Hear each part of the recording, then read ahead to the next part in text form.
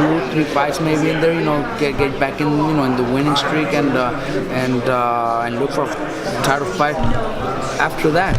And I'm told me the same thing. Mikey says, nah, I ain't gonna pick no easy opponents. I'm gonna go out there and challenge myself to a great challenge. At that time, we weren't thinking about Gervonta Davis, but he wanted the challenge. He wanted to move up in weight and challenge himself to a 4th division title.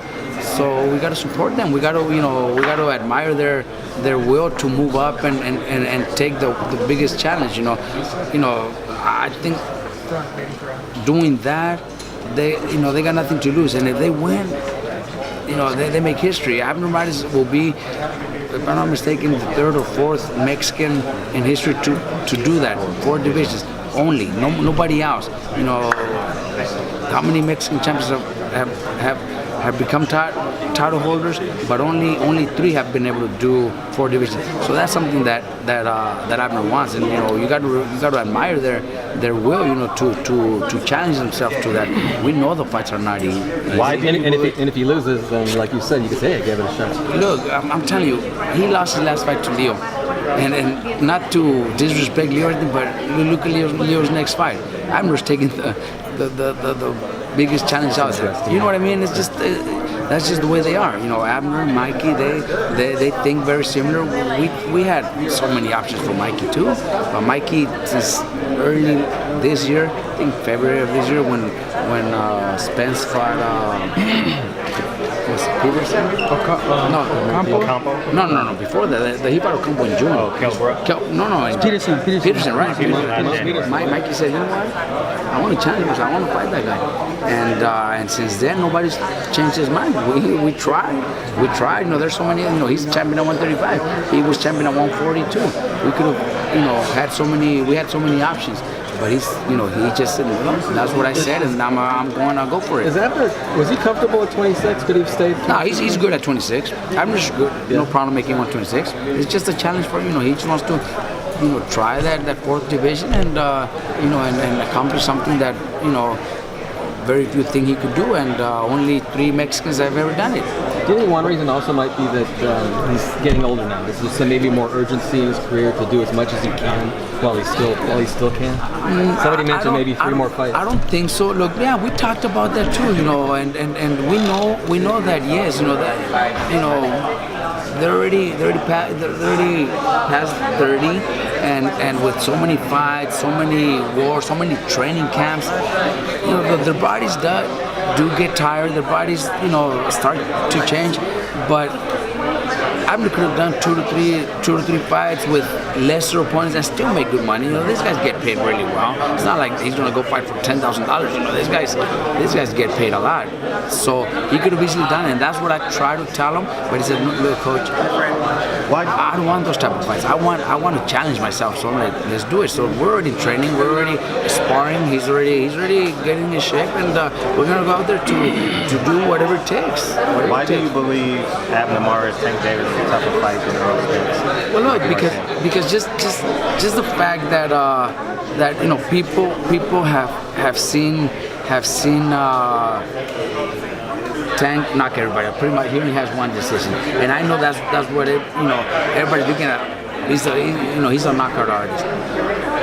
Abner has been knocked out before, so very few see what I see in the gym. The hunger that he's got, the dedication. So I say that because I'm thinking that's probably what you guys are thinking also. Because he's been knocked out. He got knocked out by Jeandra Gonzalez.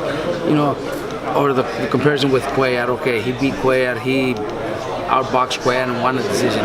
Tank knocked him out 2-3 rounds. I don't even know how long it took. When Abner beat Cuellar was the world champion. Cuellar was the favorite. We were not supposed to win that fight. So I think we got the best Cuellar out there as a world champion, defending his title and wanting to beat Abner Mares. Because when Cuellar was with me, when he won the title, that's the only name he wanted to fight, Abner Mares. I want to fight Abner Mares. We never got that chance. And then things happen for a reason. He moves on, goes with somebody else, and here comes Abner to train with me. So Cuellar was the best Cuellar at that moment when Abner beat him. When Tank beat him, Cuellar quit, man. Come on, Cuellar didn't even want to be in there. Cuellar was, I'm not saying he wanted to do it just for the money, but I'm sure he got a really nice payday and he wasn't hungry anymore. So that's the difference, but it is a tough fight. I do believe it might be tougher. I do believe that. I think Mikey's just, look, Mikey's just very natural, and seeing him from the outside, we've always got this by everybody. Mikey's very basic.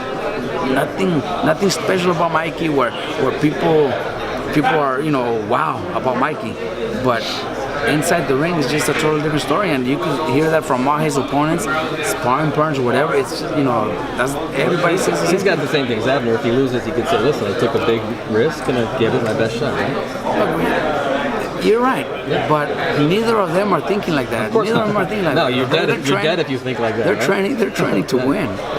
Robert, how long is he going to be away from you? And is that new for him to be away this long with he's going to work with Victor Conte, but how long is he going to be over there? We got to March 16, and it's going to be to probably end of January. Right now, he's still doing boxing workouts. My son is over there with him, so they're still doing their mid work and everything. Same thing he would be doing in the gym with me.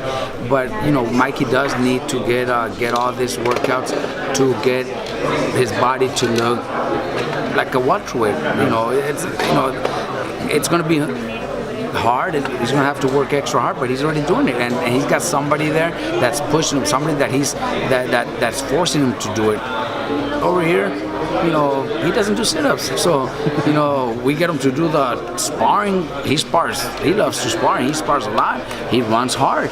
But when it comes to physically workouts, he just gets away with it. You stated that Mikey Garcia saw something in the Lamont Peterson fight as it relates to Earl Spence. You were actually at the Ocampo. You had some kids on the undercard. What have you seen in Earl Spence since you've seen him live that gives you a chance? And use your quote. I think the best. The best fights to see what Errol Spence has is probably Kell Brook and Peterson. Ocampo, what was it? Listen around, so there's not much you can see there. The only thing there, he's got power. But was Ocampo even supposed to be there with him? So those fights we don't even consider. The Peterson fight, that's when Mikey was watching the fight. We were actually watching him in my house, and Mike says, that's the one. When I move up to welterweight, that's why I want to fight. It's from watching that fight. From watching that fight. Robert, did he say what he saw? I'm sorry. Go ahead. Yes, I told us. Okay. All right, you don't even know. Robert, some people are kind of like, why didn't he take like 2 fights at 147 against not lesser fighters, but fighters that aren't that dangerous, just to kind of be really, really, really ready? Did you guys contemplate that, or was this just something out of the blue where he said, you know what, I'm just there to be great here? And we would have wanted him to do that. That was what myself, my dad were trying to convince him to do, but he chose. We couldn't change his mind. He wants to challenge himself to fight in the best welterweight out there. Will you pull a Kell Brook and throw in the towel? That's what everyone's concerned about. Because 9 out of 10 media, they're not going to tell you to your face, but the majority of media and fans are picking Earl Spence to win this fight. Yeah, of course. We're not even thinking about that. But I am a experienced boxing trainer, and I've done it before. I think if with any of my fighters, not just Mikey because he's my brother, but any of my fighters, if I see that one of my fighters is getting hurt and he's not, and there's no chance of him winning the fight, then of course I'm going to stop my fight. I've done it before. It's not something new. Any experienced trainer should do stuff like that for his fighter. I'm not trying to say that's what we're looking at. That's the plan for Mikey's fights. We're planning on winning, and that's one thing we're training for. We're training to win. But any of my fighters gets hurt and has no chance, then of course I'm going to stop the fight. I also noticed I booked all my plane tickets over the holidays, and I realized you're in like 3 of my main events. Can you speak to the work ethic that you have to put in? You got Abner Mares, you got Josecito. I'll be in New York, and I'll be in Dallas for Earl Look, Spence, Mikey Garcia? Speak about that. I have Josecito fighting January 26th, and then I have Abner February 9th. February 10th, I have Jose Ramirez fighting, defending his title. Then I have Licona fighting, I think, February 16th, and then Mikey March 16th. You know, I have a solid team, man. You know, my dad is always part of the team, and that makes a big difference because all the fighters, they're all young, and they look up to my dad. And if my dad's there in the gym, they respect that they have somebody that knows his boxing. And I'm there mostly every day too. You know, we got up at 8 in the morning to do a workout. I just got back. I'm here right now, and I already did a workout with Jose Ramirez. You know, I didn't tell Jose you're gonna train on your own. So you know, my dad or my sons, I was still there in the morning to train him. So I'm there almost